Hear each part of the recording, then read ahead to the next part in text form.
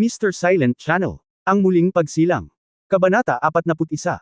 Huwag tanungin ang iyong sarili na maging kahanga-hanga, ngunit hilingin sa kabilang partido na tumalon sa kalye. Turkey Bookstore, ito ay medyo nakakalito. Alam kong ang Turkey ay napakalakas, ito ang domestic, ito ba ang pinakamalaking computer chat software sa kasalukuyan? Ngumuso si Hong Dali. Ang bagay na ito ay katumbas ng isang burol sa lupa, hindi isang ordinaryong behemoth. Oo. Agad na ipinaalala ni Ling Xiaoyi, tinanong ko ang aking asawa kaninang umaga. Ang young master na si Liu Mingcheng na nakipag-away sa young master kahapon ay ang pangalawang anak na lalaki ng CEO ng Turkey na si Liu Jiwei. Ang Turkey Bookstore na ito ay kanyang ari-arian sa iyong pangalan. Ha?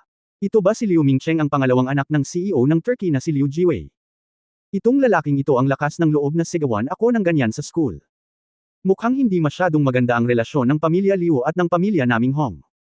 Dapat silang mga kakumpetensya sa negosyo, at ang relasyon ay medyo masama. Kung hindi, bilang pangalawang anak, hinding-hindi siya maglalakas loob na gumawa ng ganito. Dahil sa kanya ang Turkey Bookstore na ito, interesante ang bagay na ito. Kailangan nating makipaglaro sa kanya. Anyway, kahit paano ka gumastos ng pera, mawawalan ka ng pera. Napakabait sa akin ng mga magulang ko at parang sanggol ang layaw sa akin. Hindi tayo pwedeng maging idol. Sa pamamagitan ng paraan, maaari nating salakayin ang mga kakumpetensya para sa ating mga magulang. Ito ay hindi isang pag-aaksaya ng pera, huwag humingi ng iyong sariling kaluwalhatian. Pilitin, ngunit magmakaawa sa kabilang partido na umatake. Kung iniisip mo ito sa iyong puso, hindi mo ito masasabi ng direkta sa iyong bibig, dahil iyon ay hindi naaayon sa iyong pagkatao. Nakangiting sabi ni Hong Dali, kung ganoon, kailangan nating magsaya. Well, kapag may oras ka, maaari mo akong tulungang tingnan ang impormasyon tungkol sa tindahan ng librong pabaw na ito, at gusto kong maging komprehensibo ito. Ang lalaking ito na si Liu Mingcheng ay naglakas loob na hamanin ako sa paaralan. Saka syempre hindi ko siya mabitawan. Sa pagkakataong ito, mawawala ang lahat, haha. Okay, young master, sang-ayon ni Ling Xiaoyi. Ikaw ang may pananagutan sa paghahanap ng isang tao sa Kaiwei Film and Television Media. Wala akong pakialam doon. Wala pa rin akong masyadong alam tungkol dito. Nang makita ang paaralan, ibinigay ni Hong Dali ang huling utos. Shench Headquarters Building sa gitna ng Tianjin City, sa ika-16 na palapag. Mr. Hong, tumayo ang sekretarya sa opisina ni Hong Weigyo, iniulat sa Hong Weigyo ang pinakabagong katayuan ng pag-unlad ng West 4th Ring Road, ang pag-unlad ng West 4th Ring Road ay medyo maayos. 3 piraso ng lupa ang karaniwang napagpasyahan, bawat isa ay nagkakahalaga ng 60,000 yuan. 74,000 at 105.000 metro kwadrado ang layo ng mga ito sa Tabero. Karamihan sa mga lupa sa lupa ay mga lumang bahay, at ang gastos ay kabilang sa mga ito. Ang halaga ng 60,000 yuan ay 40 milyon, at ang 70,000 metro kwadrado ay hindi masyadong malayo. Ang may 1Z ay nagkakahalaga ng 66 na milyon, at ang may 105,000 ay mas mahal dahil sa medyo maunlad na lokasyon nito. Ang 3 piraso ng lupa ay lumampas sa 200 milyong marka, ngunit hindi man lang nagtaas ng kilay si Hong Weigyo. Pagkatapos kumurap, nagsimula siyang magsalita tungkol sa isang bagay na hindi nauugnay. Kahapon si Dali ay naging mas masaya sa akin. Ang kanyang katawan ay mas malakas kaysa dati, na isang magandang bagay. Hindi naintindihan ng kalihim kung ano ang ibig sabihin nito ni Hong Weigyo, ngunit sa kabutihang palad ay mabilis na binago ni Hong Weigyo ang paksa, kaya nagpasya akong bigyan ang bawat empleyado sa kumpanya ng isang pulang sobra na nagkakahalaga ng 2,000 yuan upang makaipon ng kaunting kaligayahan para kay Dali. Natural na magandang bagay na magbigay ng mga pulang sobra. Ang sekretarya ay nagmamadaling sumaludo kay Hong Weigyo, kung gayon, gusto ko munang magpasalamat kay Mr. Hong. Well, humihitit ng sigarilyo si Hong Weigyo at nakangiting sinabi, sa tingin ko bagaman mahilig gumastos si Dali, makakakuha siya ng magandang katawan bilang kapalit. Buti na lang, mangyaring ipaalam sa akin at dagdagan ang kabuuang puhunan sa 400 milyon. Kung ang lupa ay hindi na magagamit, pagkatapos ay mangolekta ng higit pang mga pribadong bahay para ibenta at ibigay ang mga ito kay Dali para mag-alaga ng mga aso. Matapos marinig ang sinabi ni Hong Weigyo, agad na sinabi ng kalihim. Patuloy sa pag-uulat, Mr. Hong, kinokolekta na ito ng mga tao sa ibaba, ngunit. Basta, ano lang, hindi madaling mangolekta. Kakaibang tanong ni Hong Weigyo. Oo, ang sekretarya ay naglabas ng isang ulat at iniabot ito kay Hong Weigyo. Sa kasalukuyan, mayroon lamang 3 idle na bahagi ng lupa sa paligid ng Tube Rose. Ang iba ay binuo na. Bukod dito, kagabi nagsimula kaming mangolekta ng ilang ordinaryong lupa na nabili. Walang gaanong mga bahay, mga 30 unit lamang, at ang kabuuang halaga ay halos 2.2 milyon. Oh, yun lang. Natahimik sandali si Hong Weigyo, paano ang Chenhui Building at Fengyuan Lake? Paano ang Shantou? Kumusta ang negosasyon? Iniulat ni Secretary Hui, maganda ang takbo ng 2 lugar. Humihingi ang Chenwei Building ng 32 milyon, at malamang na mas mura ito kaysa Fengyuan Lake. Masyadong mataas ito, kabuuang 55 milyon, ngunit ang pamamaraan ay komplikado at magtatagal ito. Well, mukhang ang talagang mahirap ngayon ay ang mga gusali ng tirahan sa paligid ng Tube Rose. Pinitik ni Hong Wigyo ang mesa gamit ang kanyang mga daliri. Subukan mong manalo sa kapirasong lupang ito, upang ang lupang kinokolekta natin ay magkakaugnay. Maaari mong hilingin sa departamento ng pagbebenta na pag-isipan itong mabuti. Ang layunin ko ay i-connecta ang buong lugar ng Tube Rose. Mas madaling magplano ng development pagdating ng panahon. Matapos matanggap ang huling utos, tumalikod at umalis ang sekretarya, marahang isinara ang pinto. Pagkaalis ng sekretarya, maingat na tiningnan ni Hong Wigyo ang mapa, nasa kanluran si Yelei Siang, na itinuturing na panlabas na lugar ng West 4th Ring Road. Kung hindi pa itinakda ni Dali ang kanyang mga pasyalan sa tuktok ng Fengyuan Lake, hindi ko talaga titingnang mabuti ang lokasyong ito. Kung ang lahat ng lugar na ito ay konektado, bagaman ito ay sumasakop lamang sa isang maliit na bahagi ng West 4th Ring Road, kung ito ay maayos na binuo, ang mga prospect ay talagang maganda. Gagawa ng pedestrian street, gagawa ng mga kalsada patungo sa ilang parke, at magkakaroon ng mga hotel, restaurant at entertainment. Nasa amin na ang lahat. Mukhang ang pinakamahirap ngayon ay ang pinakamurang residential house. Kung ang mga taong ito ay ayaw makipagtulungan, iyon ang magiging pinakamahirap na bagay. Kung tutusin, hindi natin sila mapipilit na lumipat. Well, hintayin natin ang balita. Anyway, huwag mag-alala tungkol sa 2 araw na ito. Kung ang 400 milyon ay hindi sapat, 500 milyon na lang. Kung ako ay 500 milyon, kung gayon ay hindi sapat ang 500 milyon. Teryo na sa kanya ang ganda ng paningin ng batang ito, haha. Oh, ayan na. Ang lahat ng lupain ay kokolektahin, at ilang holiday villa ang itatayo sa mga burol ng Fengyuan Lake. Napakasarap sa pakiramdam na pumunta doon para magpahinga, mag-relax, at mamangka. Sa oras na ito, ang paligid ng Tube Rose. Sa isang pribadong bahay. Matanda, narinig mo na ba? Kamakailan lamang, tila may isang binata mula sa isang mayamang pamilya ang kumukuha ng mga ari-arian sa malapit. Gusto daw niyang mag-alaga ng aso. Ilang mga bahay na alam kong balak ibenta ang mga ito ay naibenta na lahat nitong nakalipas na 2 araw. Oo, nabalitaan ko na ang presyo ay medyo maganda, sabi ng isang matandang babae sa kanyang asawa habang nagniniting ng sweater. Ibenta mo lang. Anong kinalaman natin dito? Ang amo ay nakahiga sa isang kawayan na upuan, nayuyugyug ang kanyang pamaypay at umiinom ng tsaa. I'm not counting this. Ganon na kalaki ang apo natin. Bakit hindi natin ibenta ang bahay? Bumili ng mas maliit. Sayang naman ang tirahan natin sa ganoon kalaking bahay. Ano sa tingin mo? Ibinaba ng matandang babae ang bahay sa kanyang kamay. Sweater, tingnan mo, itong 70 metro kwadradong bahay, para lang sa ating dalawa, ay masyadong walang laman. Oh, bakit ka matandang ginang, may kinalaman ka sa usapin ng binatang ito. Kung hindi ibebenta, hindi natin ibebenta. Kung naubos na, kailangan pa nating magpalipat-lipat. Ungol ng asawa ko at tumalikod. Oo, kung gayon, huwag ibenta ito. Maghintay at tingnan natin mamaya. Kabanata 42 Hindi inaasahang pag-aani. Narinig mo ba? Parang may kumukuha ng mga bahay dito kamakailan lang. May isang binata daw mula sa isang mayamang pamilya ang kumukuha ng bahay para mag-alaga ng aso.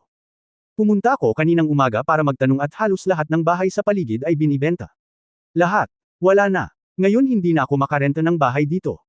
Hindi natin maintindihan ang mundo ng mga mayayaman. Pagbili ng bahay, pag-aalaga ng aso, at pagbili ng maraming bahay, hahasayang ang pera. Hindi, milyon-milyon ang ginagastos para lang mag-alaga ng aso. Ay oo nga pala, may sahod pa raw ang mga nag-aalaga ng aso, 1,000 a month. Alibughang talaga ito, hindi ko talaga nakikita. Mamuhay ng ganito. Sa isang bahay malapit sa Tube Rose. Woof woof woof. Woof woof woof. Awu. Paminsan-minsan, may mga alon ng aso na tumatahol. Damn it! Bakit hindi mo ako hayaang mabuhay? Kaninong aso ang gustong mamatay ng madaling araw? At hindi lang isang aso, grupo pa nila.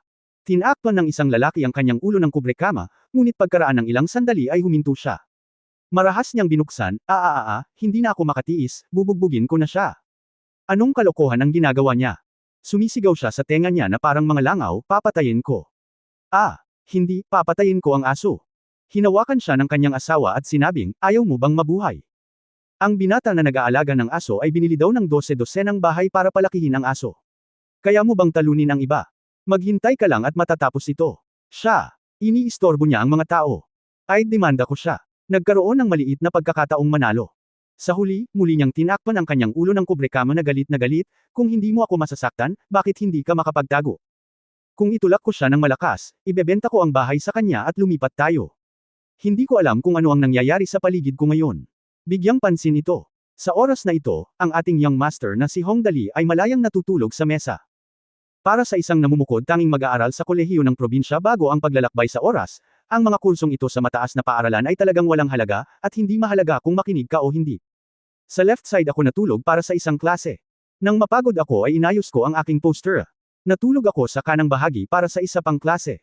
Pagkatapos kong matulog, kinuha ko ang phone ko. Nakalagay doon ang isang text message mula kay Ling Xiaoyi, Young Master, ang kumpanya ng pelikula at telebisyon ay gumawa ng mga paunang pagsasaayos. Isang team ang sumang-ayon na sumali. Ang master ay sumasailalim sa mga pamamaraan ng paglipat ng Chenhui Building, naniniwala ako na ito ay matatapos sa lalong madaling panahon. Ang pagkakaroon ng gayong may kakayahang subordinate ay talagang nakakatipid ng maraming problema. Sumagot si Hong Dali gamit ang isang text message, "Kumusta si Sister Nianwei? Nagsimula ka na bang mag-ensayo?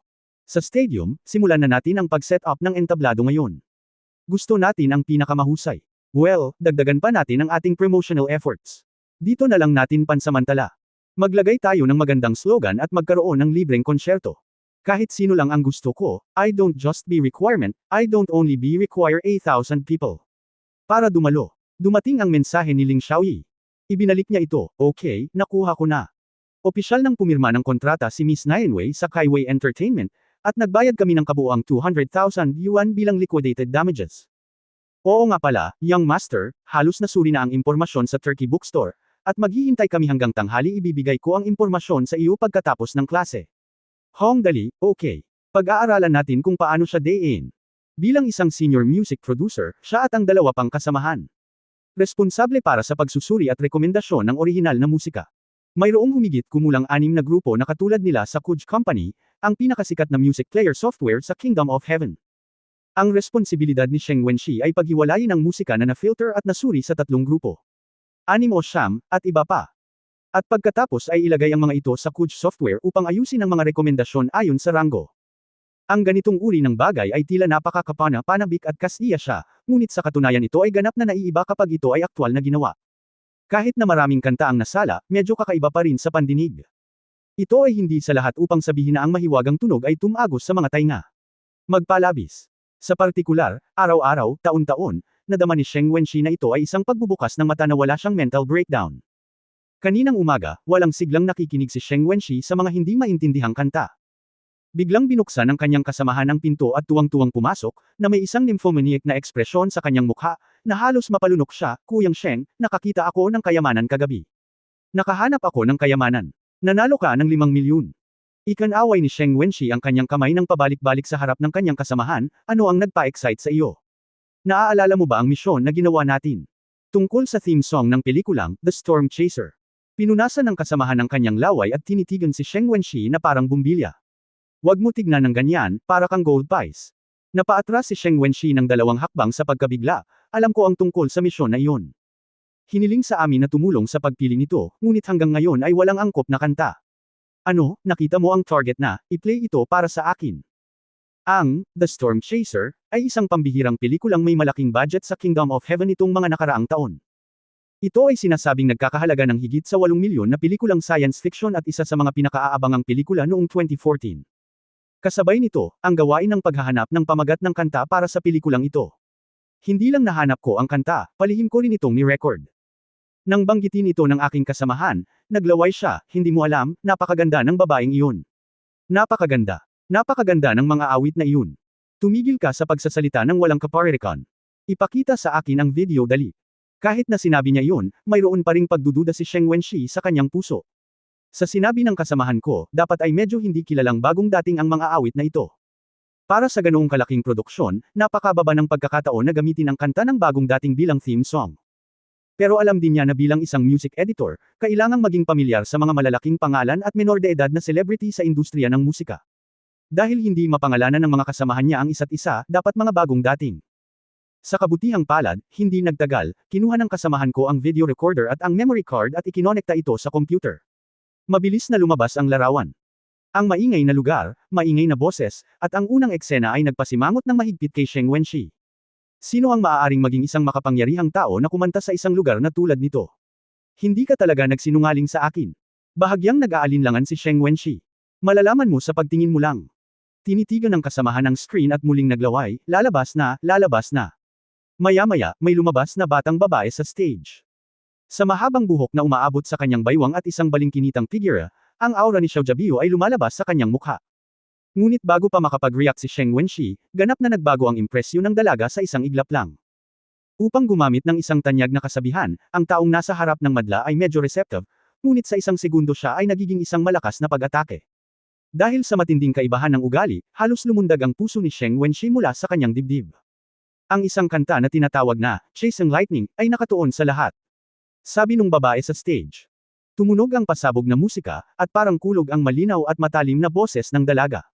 Mabilis na lumipas ang 3 minuto, at si Sheng Wenxi ay ganap na natigilan.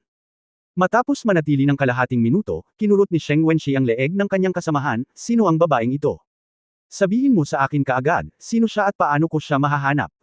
Bilasan mo. Chapter 43, kung isumpa mo ako, sisirain ko ang buong pamilya mo.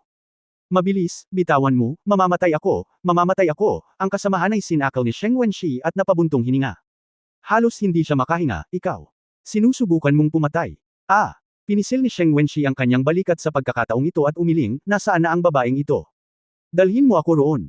Siya ang theme song ng ating pelikula. Ito ay angkop, napaka-perpekto. Huminga ng malalim, humihingal at bumubulusok na parang matandang scalper sa trabaho, bakit ka nagmamadali? Huho. Paano ko hindi sasabihin sa iyo? Huho. Paano ito? She's a good girl, no? Nung narinig ko yun kahapon, ako ang naging pinaka-fans niya. Huwag kang magsalita ng walang kaparirikan.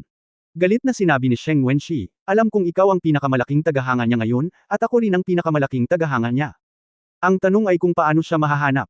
Paano siya mahahanap? Hindi ngayon ang oras para pag-usapan kung Tai-Tai fan o hindi. Sa oras na ito, sa wakas ay kumalma ang kasamahan at sinabing, ninas ako kagabi at nagkataong nabalitaan ang tungkol sa Tube Rose nightclub sa West 4th Ring Road. Libre ito, kaya pupunta ako. Pagdating ko doon, napakaraming tao. Huwag mag-alala, sasabihin ko sa iyo. Naramdaman ng butcher's eye ni Sheng Wenxi, mabilis na sinabi ng kasamahan, yung nasa harap mo. Not to mention, this girl came on stage, and the scene became violent. Kinanta niya ang 2 kanta sa kabuuan. Noong panahong iyon, naramdaman ko na ang kantang ito na, Chasing Lightning, ay angkop na maging theme song ng aming pelikula, kaya binigyan ko ng pansin ito, at pagkatapos ay nakita ko na ito.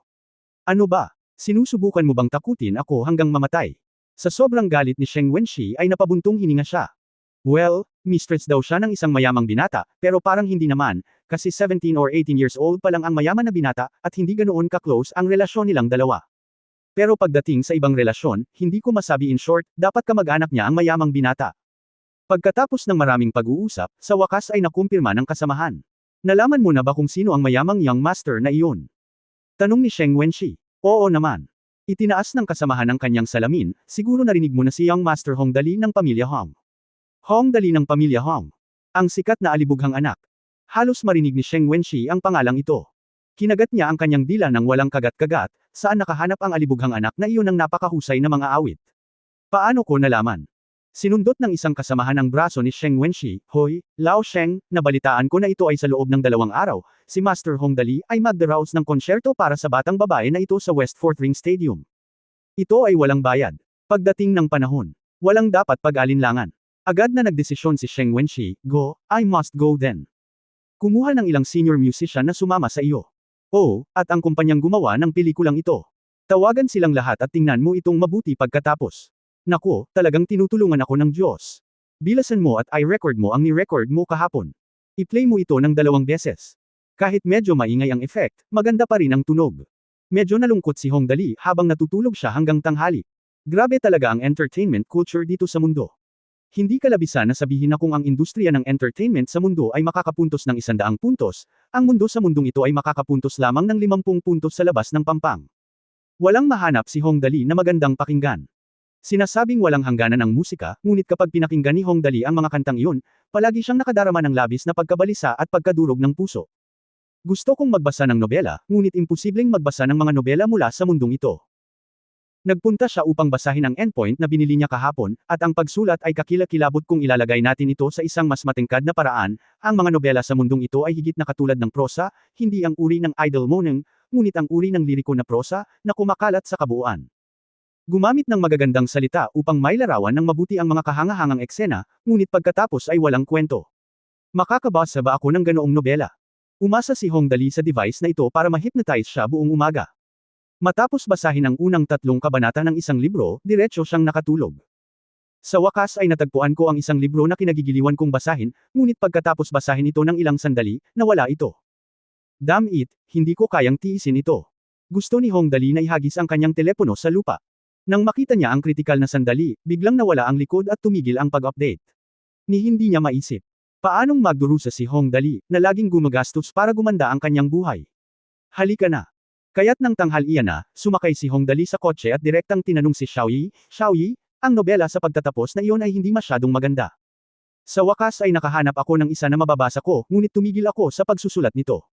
Labis akong nanlumo. Damn it. Tulungan akong makahanap ng ilang natatanging mga may akda at magsulat ng ilang mga nobela para sa akin. Ha! Matapos pakinggan ang mga salita ni Hong Dali, nagtatakang nagtanong si Ling Xiaoyi, nobela. Lahat ba sila ay ganito? Karaniwang mahusay akong magbasa, ngunit hindi ako masyadong nakakabasa, kung hindi man ay inaantok ako. Tama, hindi ito nobela, ito ay isang libro ng hypnosis. Nakabasa ako ng 5 nobela. Natulog ako ng 4 na klase, at ito ay mas epektibo kaysa sa mga table task sa pagtulog. Ang mga nobela sa mundong ito ay medyo katulad ng mga light novel mula sa isang islang bansa sa Earth. Mahina ang sinabi ni Hong Dali, hindi ganito ang nobela na gusto ko ng ganoong klaseng nobela. Well, ang buong kwento ay tungkol sa pambubugbog at pagpatay. Kung titig na titig ka sa akin, bubugbugin kita. Kung isumpa mo ako, sisirain ko ang iyong buong pamilya. Mayroon bang ganoon? Halos matamaan si Ling Xiaoyi sa sinabi ni Hong Dali. Nabulunan hanggang sa mamatay, natulala niyang sinabi, ako. Sisikapin ko ang aking makakaya. Dapat ay makuha ko ito. Kung wala ka, maghanap lang ng mga simpleng salita at hilingin sa kanila na sumulat ng ilang mga libro para sa akin ngayon. Dagdag ni Hong Dali. At saka, ang pamagat ng librong mababasa ko ay parang, Evil Chi. Hinihiling mo sa editor na makipag-ugnayan sa may akda. Wala akong pakialam kung ano ang ginagawa niya. Anyway, kailangan kong hilingin sa may akda na ipagpatuloy ang pagsusulat para sa akin. Ling Xiaoyi, okay. It's boring as hell. Bumalik ka at bigyan mo ako ng pagsubok sa mga kanta ni Sister Nianwei.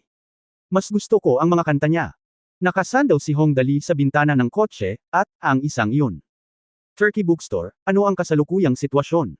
Okay.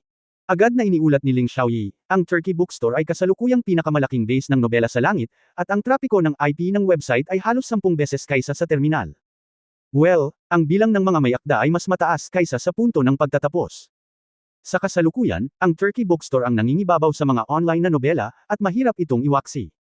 Mukhang hindi mahina ang katunggali na ito. Nagtanong si Hong Dali, kung gayon, paano natin siya matatalo? Saglit na nag-isip si Ling Xiaoyi at walang magawang sinabi, wala akong gaanong alam tungkol sa pamamahala ng website. Young Master, paano ito? Magdaos tayo ng job fair at mag-recruit ng ilang talento para tumulong we'll manage it. Well, okay, then you can set a time and we will hold a job fair then. Direktang nagpa siya si Hong Dali. Okay, Young Master, naiintindihan ko. Maingat na nagtanong si Ling Xiaoyi, talagang plano ni Young Master na labanan si Liu Mingcheng. Tapos kailangan mo pa magtanong. Mahina hong sinabi ni Hong Dali, anyway, wala tayong relasyon. Okay, sooner or later kailangan na nating mag-away, mas mabuting mag-strike muna, haha. Sabi nga ng matandang kasabihan, kung may kondisyon ka, kailangan mong mawala ng pera, kung wala kang kondisyon, kailangan mong kaladkarin ang iba para malugi.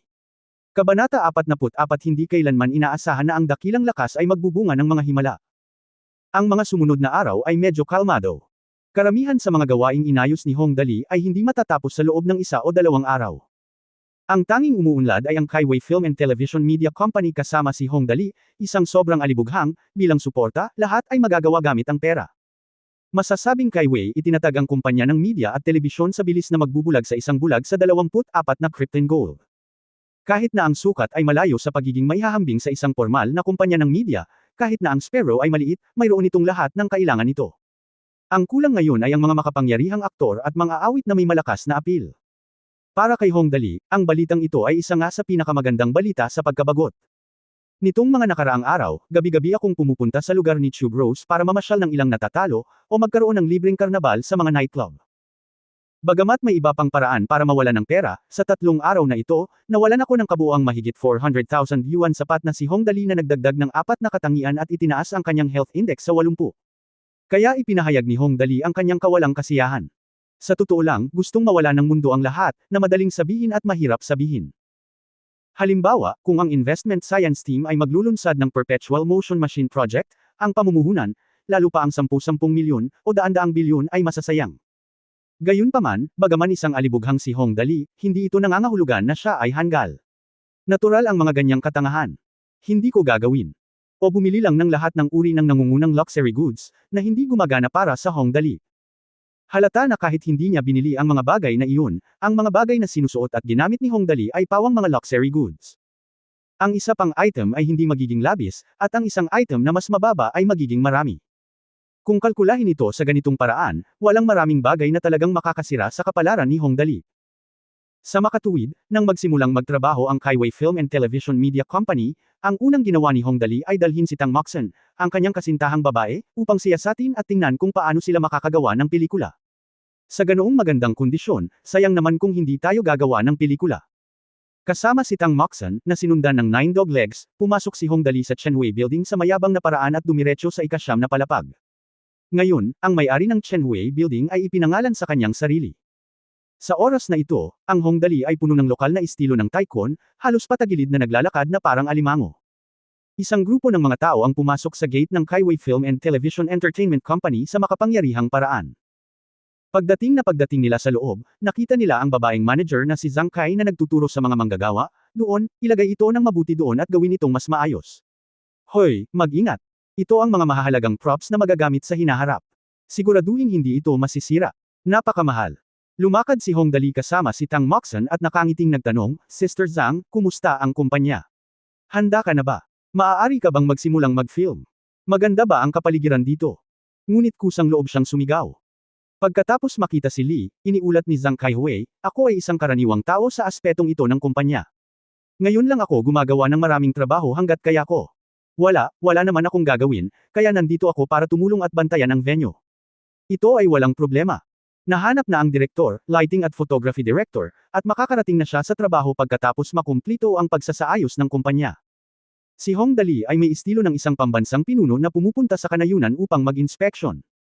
Tumingin ako sa paligid at nakita kong medyo malaki ang espasyo, tinatayang halos 3,000 square meters. Tumango ako ng may kasiyahan, at pagkatapos ay nagtanong, Sister Zhang, ano sa palagay mo, gaano katagal bago simulan ang paggawa ng pelikula? Sa tingin ko, tingnan mo, ang ganitong paraan ng paggastos ng pera sa paggawa ng mga pelikula ay napakaganda, gusto ko ito. Halatang nabulunan si Zhang Kai. Sinabi mo na gustong gumastos ni Hong Dali, sinusuportahan ba niya ito o tinututulan? Suportahan ito. Pagdating ng oras na magtapon ng maraming pera, walang sasabihin si Hong Dali. Siya ay tiyak na tatakpan bilang incompetent. Kung hindi mo ito susuportahan, hindi ba masisira ang interes ng young master? Buti na lang at mature na babae siya sa edad na 30s kaya medyo mabilis umikot ang ulo niya, looking back to the young master, if we shoot a movie, it will take about a week. Madaling pag-usapan ang equipment pero ang problema, mahirap hanapin ang mga artista. Ay maraming kilalang aktor na napuno ang schedules nila, at hindi sila mapipiling kabataan na hindi sikat, kung pipiliin mo ang isang batang hindi sikat sa panahon ng iyong pagkakakilanlan. Master, tingnan mo, nasabi ko na lahat. Well, hindi ngayon ang magandang panahon para gumawa ng pelikula, kailangan nating maghintay. Noon pa man ay ayaw ni Tang Moxon sa pagiging aliberga ni Hong Dali, kaya't nakipagtulungan siya. Oo, Dali, kung hindi ito gumana, maghintay lang sandali at tingnan kung ano ang mangyayari. Kung walang big star na sumali, walang manunood. Pero, may system mission si Hong Dali na sumusunod sa kanya, kaya paano niya kayang maghintay? He simply said, madaling sabihin yan. Kung walang artista, we can find them himself. By the way, may professional production staff ba ang company? Kung hindi, gawan tayo ng cartoon. Mga cartoon. Umiling si Zhang Kai, ang ganoong team napakahirap maghanap, tutal, ang mga komisyon para sa mga production team na magagamit ay medyo mataas. Bagamat ang young master ay hindi kapos sa pera, ang problema ay ang mga pagkakataon ay mahirap hanapin. Karamihan sa mga koponan na maaaring magbigay ng mga epekto para sa mga pelikula ay nasa mga pangunahing pelikula. O nagtatrabaho sa isang kumpanya ng laro, ang aming kumpanya ay naitatag pa lamang, at mahirap makaakit ng ganoong talento. Matapos pakinggan ang mga salita ni Zhang Kai, hinawakan ni Hong Dali ang kanyang baba, well, problema iyon. Well, gagawa ako ng script pagbalik ko, at pagkatapos ay makakahanap tayo ng mga taong gaganap dito. Simple lang. Sabi mo susulat ka ba ng script? Matapos marinig ang mga salita ni Hong Dali, nagulat si Tang Moxon, maaari ka ring magsulat ng script, tama ba? Sabi ko may tiwala ka sa akin. Okay. Nagpahayag si Hong Dali ng hindi pagsang-ayon sa mga salita ni Tang Moxon, bukod sa pagiging talunan, ang iyong kapatid na si Dali ay talagang napaka-creative, okay. Halimbawa, naiisip mo ba ang isang bagay tulad ng pag-aalaga ng aso para mawalan ng pamilya? Hindi ko maisip. Galit na bamulong si Tang Moxon, ang baliw lang ang makakaisip ng ganoong bagay. Oh, hindi mo maiisip. Malakas na tumawa si Hong Dali, nakatago sa ilalim ng aking alibughang hitsura, siya ay isang napakatalino na tao. Hindi ba ito ay isang script lamang ng pelikula? Makakaisip ako ng isa sa isang minuto. Hoy, matatakot kita hanggang sa mamatay. Sinabi ni Tang Moxon, na hindi dapat magpatalo, kung gayon, sabihin sa akin kung ano ang iyong script. Tungkol saan ang iyong isinusulat. Gusto ko talagang makita kung ano ang maaaring matakot sa akin. Kahit na siya ay nanggaling sa 21st century Earth, wala siyang profesional na kaalaman gaya ng pagdidirect, pero at least marami siyang ideya, ito lang ang lahat, ito ay isang ideya na naging matagumpay na sa Earth. Kaya't ibinuka ni Hong Dali ang kanyang mga kamay ng buong kumpiyansa, itinaas ang kanyang mga braso at sumigaw, ako ang hari ng mga pelikula. Ang pelikulang gusto kong gawin ay tinatawag na sitcom, isang micro-movie. Ang pangalan ay, hindi ko inaasahan na ang mahusay na pagsisikap ay makakapagdulot ng mga himala. Kabanata 45, Pag-abot sa rurok ng buhay. Grabe kang tanga. Kung hindi dahil sa mahinang katawan ni Hong Dali, gusto ni Tang Moxon na hampasin siya ngayon ng kanyang kamao, ano ang problema ng, hindi ko inaasahan na ang dakilang lakas ay makakapagdulot ng mga himala. Ano ba talaga ang gusto kong malaman mo? Ito ay tinatawag na, flying disaster. Hindi mo inaasahan na magiging ganito, ketigas ang kamao ko. Sa katunayan, ang sitcom na, Unexpectedly, ay hindi gaanong gastos sa pag-shoot, ngunit ang mga rating nito ay medyo mataas. Ito ay isang micro-movie na naging sikat sa isang rocket speed sa nakalipas na 13 taon sa Earth. Ito ay isang maliit na pamumuhunan na may malaking kita. Si Hong Dali ay halos tiyak na hanggat maaari siyang lumipat sa mundong ito, sa antas ng entertainment ng mundong ito ay magiging isang hit. Pero ang problema, ang pangunahing layunin niya ay ang mawalan ng pamilya, dahil kung hindi siya mawawalan ng pamilya, hindi niya madidagdagan ang kanyang attribute points. Kung hindi niya mapataas ang kanyang attribute points, magiging unhealthy ang kanyang katawan. Kung ang kanyang katawan ay hindi malusog, ang kanyang ari ay hindi maaaring lumaki, kaya hinawakan niya ang kanyang baba at tiyak na binago ang kanyang mga salita. Well, medyo isip bata ang sinabi ko. Tinatayang 100,000 yuan lang ang halaga ng buong drama para i-shoot. Hindi ito gagana. Kailangan kong baguhin ito ng tiyak. Pediatric, ang buong drama ay nagkakahalaga lamang ng 100,000 yuan. Sa sandaling marinig ni Tang Moxon ang mga salitang ito, biglang nagningning ang kanyang mga mata.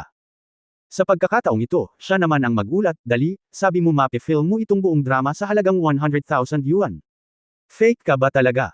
Nagsisinungaling ka sa akin, tama? Talaga, para saan ba ako nagsinungaling sa'yo?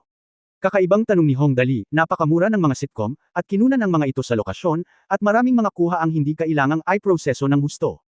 Nakakatuwang panuurin. Tungkol sa sitcom, casual lang itong sinabi ni Hong Dali. Ito ay isang ideya na nagkataon. Kaya lang hindi sinasadya ng nagsasalita at interesado ang nakikinig. Si Tang Moxon ay mukhang interesado, ang Dali na iyon, maari mo bang sabihin sa akin ang tungkol sa bagay na ito na, hindi inaasahan, at tungkol sa makapangyarihang mga himala? Bakit ba ang hilig nitong babaeng ito? Nagtaka si Hong Dali, bakit, interesado ka ba dito? Gusto mo bang maging leading actor? Nako, huwag mo nang banggitin. Sa figure at hitsura ng aking Xingsan, hindi siya matatalo bilang isang pangunahing tauhang babae, kaya ako ang gaganap na lalaki. Sa orihinal, sa katayuan ni Hong Dali bilang isang alibughang anak, ang paggawa ng isang pelikula ay mangangailangan ng pamumuhunan na hindi bababa sa 10 o 100 milyon upang ituring na mabuti. Ngunit sa kasalukuyan ay wala siyang gaanong pera sa kamay. Wala siyang paraan upang makabuo ng napakaraming pera ng sabay-sabay, kaya maaari lang siyang mag-drop ng ilang mga antas, mula sa Transformers at Iron Man hanggang sa $10,000s. Hindi ko inaasahan na magiging ganito ang antas. Ngayong interesado na si Tang Moxon, magandang ideya na sabihin sa kanya ang tungkol dito. Kung talagang gusto niyang maging pangunahing tauhang babae, maaari lamang nating gampanan ang lalaking bida ng, hindi inaasahan, si Wang Dotchui, na kilala rin bilang aking mahal na hammer. Well, Hong Dali at Wang Dotchui, magkatugma ang dalawang pangalan na ito. Okay, kung gayon ako ang gaganap na pangunahing tauhang babae, at si Dali, ikaw ang gaganap na lalaki. Si Tang Moxon ay isang batang babae kung tutuusin. Siya ay talagang 18 taong gulang lamang sa taong ito. Kasing edad niya si Hong Dali, kaya dapat ay gusto niya ang ilang pelikula at palabas sa TV. May ganyan. Dahil gusto ni Hong Dali na mawala ang kanyang kapalaran at ang kanyang puhunan sa pagkakataong ito ay maliit, humigit kumulang 100,000 yuan lamang, magsaya na lang tayo. Tungkol sa kita, sa katunayan, hindi kailanman naisip ni Tang Moxon ang tungkol dito anong kita ang maaaring makuha mula sa isang sitcom na may puhunan na mas mababa sa 100,000 yuan. Emph. Nang marinig ang sinabi ni Tang Moxon, masaya si Hong Dali na nakikipaglaro sa kanya. Maaari kang maging alibughang anumang oras. Walang maraming pagkakataon para kay Tang Moxon na handang makipaglaro sa kanya. Agad siyang sumang-ayon at sinabi ang sikat na linya mula sa 1111 Fang, sa disenteng paraan, ang pangalan ko ay Wang Dachui, 11 sa hindi inaasahang pagkakataon, maaari akong makakuha ng promosyon at pagtaas ng sweldo, maging general manager, maging CEO, pakasalan si Bai Fumei, at maabot ang rurok ng aking buhay. Not to mention, medyo gwapo si Hong Dali, pero medyo mapurol din. With such a cute nature, she spoke such a line so seriously that everyone around her ay natigilan. Si Tang Moxon ay tumawa ng gusto kaya ang kanyang balingkinitang baywang ay hindi may tuwid, Dali, bigla kong nadiskubre na ang galing mo pala sa komedya. Kung magaling ka, bakit napakasaya pagdating sa iyong bibig? Si Zhang Kai ay tumawa rin ng malakas, ang seryosong hitsura ng Young Master ay nagpapasaya sa mga tao. Lumingon lang si Ling Xiaoyi at masayang sinabi, ang Young Master na ito ay talagang isang kayamanan. Nagagawa niyang magpatawa ng mahabang panahon sa pamamagitan lamang ng pagsasabi ng isang bagay. Kung saan, kapag natapos ang sitcom na ito, maaaring tumaas ang mga rating. Nagtawanan ang lahat, Tang Moxon nang hinahabol ni Hong Dali si Hong Dali upang hingin ang script, isang malumanay na boses ang biglang tumunog, nandito na ang Young Master. Hello, Young Master. Hello, Young Master. Madam. Lumingon si Hong Dali at tumingin, at ang unang nakapansin sa kanya ay isang puting damit. Ang tube top skirt at ang pinong puntes ay nagpapatingkad sa mga puting binti, na payat at tuwid, at ang mga katanji tanging kurba ay ganap na nakabalangkas. Walang karagdagang mga dekorasyon, at ang itim na buhok ay natural na nakabitin, na lumalampas sa mga tainga. Ang isang maliit na hikaw ay malabo na makikita sa kanyang makatarungan at pulang kaliwang tainga. Bukas at patay ang ilaw, ngunit laging malabo ang ngiti sa mukha niya, may matingkad na mga mata at mapuputing ngipin. Ang taong maaaring gumawa ng ganoong kagulat-gulat na hitsura ay natural na bagong subordinate ni Hong Dali kagabi, isa pang taong pinangalanan ng Kaiwei Film and Television Media, Li Nianwei. Sister Nianwei. Ngumuso si Hong Dali, ipinulupot ang kanyang mga braso sa baywang ni Li Nianwei, inilagay ang ulo nito sa dibdib nito at hinimas-himis siya, Sister Nianwei, nandito ka, tulungan mo ako. Si Tang Moxon noong una, nang makita niya si Hong Dali na nakayakap kay Li Nianwei ay medyo naasim, ngunit nang marinig niya ang mga salita ni Hong Dali, siya ay natigilan. Tinawagan ni Hong Dali si Li Nianwei para humingi ng tulong. Wala naman siyang panganib di ba? Habang siya ay nag-aalinlangan, narinig niya si Hong Dali na sumisigaw na parang nagdadalamati, hindi ko marinig ang alinman sa mga kalokohang kanta na iyon. Sinubukan kong hanapin ang mga kanta ni Sister Nianwei ngunit hindi ko mahanap. Natutulog lang ako nitong mga araw na ito. Gusto kong makinig ng musika, gusto kong gumawa ng mga pelikula, gusto kong gumastos. Sister Nianwei, bumalik ka at kuhanin mo ako ng 100 CD ng iyong mga kanta, at bibilhan mo ako ng 100,000 ng mga kanta mo. Pakinggan mo sila kung ano ang gusto ko. Kumusta naman ang pambihirang swerte ni Hong Dali? Tulad ng isang nakatatandang kapatid na babae na nagmamahal sa kanyang nakababatang kapatid, nakangiting sinabi ni Li Nianwei, Young Master, kung gusto mong makinig ng musika, sabihin mo lang. Hindi na kailangang maging masyadong excited. Dinala ko lang lahat ng kanta. Bibigyan muna kita ng kopya at babalik at pakinggan ito. Nako, ngayong may kanta na ako, sinubukan kong gamitin ang matambok na suso. Ipinahayag ni Hong Dali na siya ay lubos na nasisiyahan at sumang-ayon, well, okay, kukuha muna ako ng pagsusulit. Tulad ng sinabi niya, tinanong niya ang isang babaeng paa ng aso sa likod niya, maglagay ng kopya ng kanta sa iyong mobile phone. Itatago ko ito para sa klase. Okay, Young Master. Kinuha ng babaeng paa ng aso ang $10 na radyo ni Hong Dali. Ang sobrang luxury na mobile phone na nagkakahalaga ng 25,000 yuan, tumalikod at umalis. Ngumuso si Hong Dali, Sister Nianwei, kumusta ang paghahanda mo para sa konsyerto? Maayos ba ang lahat? End of this chapter. Pahingi naman ako ng like, share at subscribe mo na rin para updated ka sa susunod na kabanata. Salamat.